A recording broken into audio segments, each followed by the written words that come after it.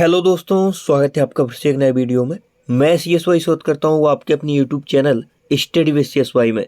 जैसा कि हमने कल से SSC GD के प्रैक्टिस सेट का रिवीजन करना शुरू किया है, उसी क्रम में आज हमारा प्रैक्टिस सेट नंबर 2 है। जो विद्यार्थी SSC GD 2025 में वाकई में सिलेक्शन लेना चाहते हैं, वह अभी से लग जाए, लगातार पढ़ते रहें, स्टडी करते रहें और इन वीडियोज़ को देखते रहें और अपनी GS पर कमांड बनाते रहें, तभी आपका सिलेक्शन होगा। क्योंकि अब एग्ज़ाम के टाइम पर पढ़ने से सिलेक्शन नहीं होता, वह दिन अब चले गए हैं। बाद में रोगे चिल्लाओगे मेरा सिलेक्शन नहीं हुआ, इसलिए अभी से पढ़ो। पहला क्वेश्चन है प्रैक्टिस सेट नंबर 2 का। बौद्ध वास्तुकला में स्तूप को श्रद्धांजलि अर्पित करने के लिए भक्तों के लिए पैदल मार्ग क्या कहलाता था? उसे कहते थे हम मेधी। क्या कहते थे? मेधी उसे कहते थे। इसके बाद सजाए गए प्रवेश द्वार को हम तोरण कहते हैं। सजाए गए प्रवेश द्वार को तोरण कहते थे। केंद्रीय स्तंभ रहता था, उसे हम छत्र कहते थे। महात्मा बुद्ध की बात कर लें तो इनका जन्म 563 BC में लुम्बिनी में हुआ था। मृत्यु 483 BC में कुशीनगर या कुशीनारा में हुई थी। और महात्मा बुद्ध को यदि ज्ञान की प्राप्ति की बात करें तो बोध गया, बोध मतलब ही ज्ञान होता है, तो बोध गया में इनको ज्ञान की प्राप्ति हुई थी। प्रथम उपदेश इन्होंने सारनाथ में दिया था। दूसरा क्वेश्चन, सबसे पहले बौद्ध ग्रंथ लिखे गए थे, तो सबसे पहले जो बौद्ध ग्रंथ हैं वह किस भाषा में लिखे गए थे, यह पूछना चाहता है। तो पाली भाषा में लिखे गए थे सबसे पहले बौद्ध ग्रंथ। हो त्रिपिटक ग्रंथ किससे संबंधित है, कई बार आया है, तो यह बौद्ध धर्म से संबंधित है। इसके 3 भाग हैं, विनय पिटक, सुत्त पिटक और अधिधम्म पिटक। यह सभी संबंधित हैं आपके बौद्ध धर्म से। इसके बाद बात करने वाले तीसरे नंबर क्वेश्चन की, निम्नलिखित में से कौन सा मौर्य शासक बौद्ध धर्म का अनुयायी बना?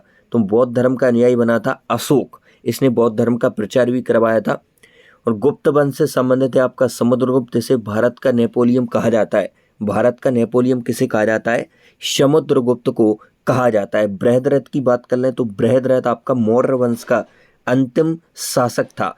चंद्रगुप्त मौर्य वंश की स्थापना करते हैं। नंद वंश का अंत कर जो घनानंद था उसको हराकर चंद्रगुप्त मौर्य ने मौर्य वंश की स्थापना की थी। और मौर्य वंश का अंतिम शासक बृहद्रथ था। इसकी हत्या पुष्यमित्र शुंग ने की थी और शुंग वंश की स्थापना करता है पुष्यमित्र शुंग। इसके बाद अशोक की बात कर लें तो भारत में अभिलेखों का जनक किसे कहा जाता है? तो वह अशोक को कहा जाता है। इसने अपना जो पुत्र है और पुत्री है जो संघमित्रा, इसकी पुत्री का नाम क्या था? इसकी पुत्री संघमित्रा और पुत्र महेंद्र को यह श्रीलंका भेजता है। किसके लिए? बौद्ध धर्म के प्रचार प्रसार के लिए। और अभिलेखों की खोज, जो अशोक के अभिलेख हैं उनकी खोज स्टीफन थेलर के द्वारा की गई थी 1750 को। इन्हें सबसे पहले पढ़ा था जेम्स प्रिंसिप ने। इसके बाद 4 नंबर क्वेश्चन, निम्नलिखित में से कौन सा शब्द भारतीय संविधान की प्रस्तावना में शामिल नहीं है? तो संघवाद शब्द यह भारतीय प्रस्तावना में शामिल नहीं है। तो प्रस्तावना की यदि हम बात करें तो प्रस्तावना अभी तक कितनी बार संशोधन हुआ है? तो केवल एक बार अभी तक संशोधन हुआ है, वह हुआ था 1976 में 42वां संविधान संशोधन। इसमें 3 नए शब्द जोड़े गए थे, समाजवादी, पंथनिरपेक्ष और अखंडता। यह 3 शब्द जोड़े गए थे प्रस्तावना में 42वें संविधान संशोधन 1976 के द्वारा। प्रस्तावना संविधान का भाग नहीं है, यह बेरोवादी जो वाद है उसमें कहा गया था 1960 में। और केशवानंद भारती बनाम केस में, केरला केस में 1973 में कहा गया था कि प्रस्तावना संविधान का भाग है। इसके बाद प्रस्तावना को संविधान की आत्मा ठाकुर दास भार्गव ने कहा है। ठाकुर दास भार्गव ने राजनीतिक जन्म कुंडली कहा है KM मुंशी ने। निर्माताओं के विचारों को जानने की कुंजी है अर्नेस्ट वार्कर ने कहा। यह प्रस्तावना के महत्वपूर्ण कथन है। इसके बाद अगला क्वेश्चन, भारत में पहला संविधान सभा चुनाव कब हुआ था? तो पहला संविधान सभा चुनाव हुआ था 1946 में। संविधान सभा में यदि हम बात कर लें तो कुल महिलाएं 15 थी। संविधान सभा थी उसमें कुल महिलाओं की संख्या 15 थी। और एकमात्र मुस्लिम महिला की बात कर लें तो वो बेगम एजाज रसूल, यह एकमात्र मुस्लिम महिला थी संविधान सभा में। 389 टोटल कैंडिडेटों ने संविधान सभा में भाग लिया था। 93 देशी रियासतों से थे और 240 अन्य से थे। संविधान सभा का गठन 6 दिसंबर 1946 को होता है। इसके बाद संविधान की मांग 1895 में बाल गंगाधर तिलक के द्वारा की गई थी। इसके बाद कैबिनेट मिशन 1946 में मांग करता है। अध्यक्ष इसके पैथिक लॉरेंस होते हैं। कैबिनेट मिशन के एबी अलेक्जेंडर एवं स्ट्रॉफ्रक्स क्रिप्स यह इसके सदस्य थे। तो 3 सदस्य थे अध्यक्ष को भी मिलाकर, एबी अलेक्जेंडर और स्ट्रॉफ्रक्स क्रिप्स। उसके बाद अध्यक्ष पैथिक लॉरेंस। तो इसके आपको ऑप्शन देगा कि इनमें से पूछा कैबिनेट मिशन का कौन सदस्य नहीं था, तो ये 3 थे और बाकी जो ऑप्शन रहेंगे वह नहीं थे। इसके बाद बात करने वाले अगले क्वेश्चन की, निम्नलिखित में से किस वर्ष में भारतीय राष्ट्रीय कांग्रेस ने संविधान सभा की मांग की थी? तो 1934 में भारतीय राष्ट्रीय जो कांग्रेस हुआ संविधान सभा की मांग करती है। संविधान सभा की औपचारिक मांग 1934 में एम.एन. रॉय द्वारा की जाती है। कांग्रेस ने 1935 में आधिकारिक मांग ऑफिशियल डिमांड की थी। इसके बाद 7 नंबर क्वेश्चन, निम्नलिखित में से किसे ग्रह नहीं माना जाता है? तो प्लूटो को ग्रह की श्रेणी से हटा दिया गया है। इसकी खोज क्लाइड डब्ल्यू टॉमबर्ग ने की थी। 27 अगस्त 2006 को बौने ग्रह में इसे काउंट किया गया है। इसके बाद बृहस्पति, मंगल, शनि यह सभी ग्रह हैं। वर्तमान ग्रह 8 हैं। जो प्लूटो था उसे ग्रह की श्रेणी से हटा दिया गया है।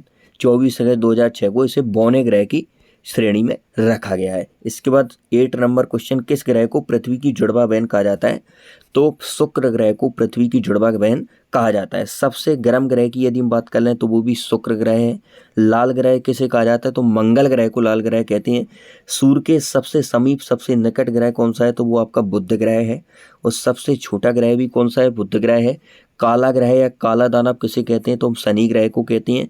शाम का तारा, भोर का तारा, पृथ्वी की जुड़वा बहन और रोमन देवी के नाम पर एकमात्र ग्रह है जिसका नाम रखा गया है, वो है आपका शुक्र ग्रह।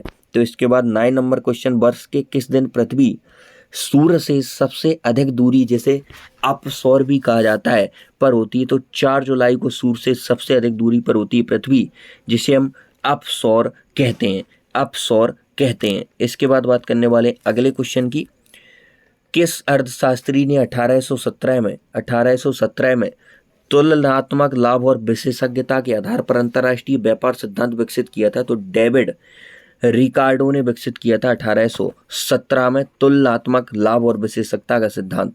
इसके बाद 11 नंबर क्वेश्चन, जब व्यय राजस्व से अधिक हो जाता है तो बजट को कहा जाता है? तो बजट को हम बोलते हैं घाटा। जब व्यय राजस्व से अधिक हो जाता है उसे घाटा बोलते हैं। एक माध्यम से दूसरे माध्यम में जाने पर मूल पथ से प्रकाश के विचलन की घटना, इसे हम बोलते हैं अपवर्तन, रिफ्रैक्शन। इसके बाद 13 नंबर क्वेश्चन, नमक का रासायनिक नाम क्या है? तो सोडियम क्लोराइड NaCl यह नमक का रासायनिक नाम होता है। इसके बाद अगले क्वेश्चन की बात कर लें तो अंतर्राष्ट्रीय अहिंसा दिवस कब मनाया जाता है? तो 2 अक्टूबर को गांधी जयंती मनाई जाती है। इसी दिन लाल बहादुर शास्त्री की भी जयंती रहती है। बहुत इंपॉर्टेंट है क्योंकि गांधी जयंती तो हमें याद रह जाती है लेकिन लाल बहादुर शास्त्री जयंती हम याद नहीं कर पाते। तो लाल बहादुर शास्त्री जयंती और गांधी जयंती एक ही दिन है, वो है 2 अक्टूबर को। इसी दिन अंतर्राष्ट्रीय अहिंसा दिवस मनाया जाता है। हमने कल के प्रैक्टिस सेट में पढ़ा था भारत में कितने जो राष्ट्रीय पर्व मनाए जाते हैं, तो 3 राष्ट्रीय पर्व मनाए जाते हैं, 26 जनवरी, 15 अगस्त और 2 अक्टूबर।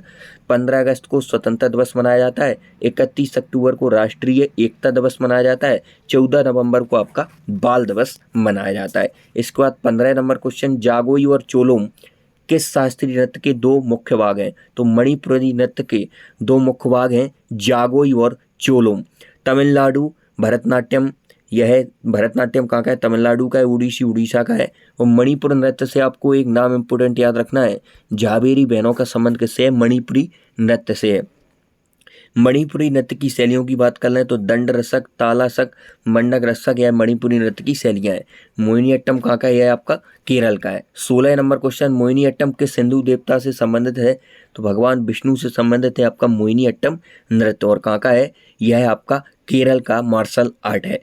इसके बाद कथकली की बात करें तो एक कृष्ण से संबंधित है, भरतनाट्यम शिव से है। मणिपुरी राधा कृष्ण की प्रेम प्रसंग का वर्णन किस नृत्य में है? मणिपुरी नृत्य में है। यह SSC GD 2024 एग्जाम में पूछा गया है कि राधा कृष्ण के प्रेम प्रसंग का वर्णन किस नृत्य में दिखाई देता है? तो मणिपुरी नृत्य में दिखाई देता है। क्षत्रिय कृष्ण से संबंधित है। 17 नंबर क्वेश्चन, निम्नलिखित में से कौन सा भारत के कथक नृत्य शैली में घराना नहीं है? तो कथक नृत्य से संबंधित आपका घराना नहीं है इलाहाबाद घराना। कथक यहाँ पर यूपी का जो लोक नृत्य है कथक, प्रमुखता उत्तर भारत का है। भानुजी महाराज जयपुर घराने से संबंधित, पंडित राम सहाय बनारस घराने से संबंधित, रायगढ़ से राजा चक्रधर सिंह। यह सभी जो जयपुर है, बनारस है, रायगढ़, यह सभी घराने संबंधित हैं आपके कथक से। पंडित बिरजू महाराज का संबंध भी आपका कथक से है। 18 नंबर क्वेश्चन, फरवरी 2024 को किस राज्य में अडकल पोंगाला उत्सव का आयोजन किया गया? तो केरल में फरवरी 2024 को अडकल पोंगाला उत्सव का आयोजन किया गया। इसके बाद आज की क्लास का 19 नंबर क्वेश्चन, हाल ही में किस राज्य के कराई बेट्टी पक्षी अभ्यारण्य को रामसर साइट घोषित किया गया है? तो कराई बेट्टी पक्षी अभ्यारण्य को रामसर साइट घोषित किया गया है। तमिलनाडु राज्य का है। किस राज्य का है? तमिलनाडु राज्य का है। रामसर स्थान है जो कि ईरान में स्थित है। 1971 में रामसर कन्वेंशन होता है। इसके बाद सबसे ज़्यादा रामसर साइट भारत में तमिलनाडु में है, 16 है। उसके बाद यूपी में 10 रामसर साइट हैं। इसके बाद 20 नंबर क्वेश्चन जो कि हमारी क्लास का अंतिम क्वेश्चन है। इसी प्रकार आप कंटिन्यू रिवीजन करते रहिए और बराबर study with CSY YouTube channel sir जब तक आपका एग्जाम नहीं होता यहाँ पर जुड़े रहिए, आपको यहाँ से बहुत मदद मिलने वाली है। प्रधानमंत्री द्वारा सिक्किम के पहले रेलवे स्टेशन की आधारशिला कहाँ रखी गई है, यह आपको कमेंट में बताना है, जो कि होमवर्क क्वेश्चन है। आज की उतना ही, मिलते हैं नेक्स्ट वीडियो, तब तक के लिए जय हिंद।